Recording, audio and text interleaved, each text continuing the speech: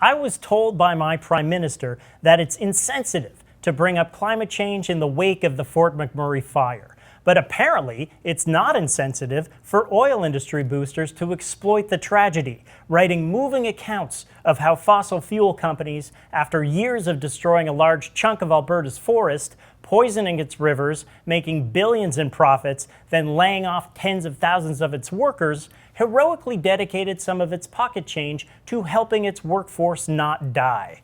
Even if acknowledging climate change is supposedly insensitive to the victims, let's at least acknowledge who else benefits from that silence. Fossil fuel corporations. If it's insensitive to connect any given disaster to climate change, it shuts down any debate over who should pay for the damages and suffering caused by climate change-fueled disasters. Who should pay the victims of Fort McMurray, or the refugees of islands now disappearing from sea level rise, or the damages and lives lost in monster storms? Should it be taxpayers, or should it be the corporations who funded climate denial and deliberately obstructed action that would have slowed climate change? The answer to that question is clear, which is why the industry and its supporters don't want anyone to ask it. So instead, they're using the victims of those disasters to say now is not the time to point fingers, unless that finger is pointed up and pressed to your mouth.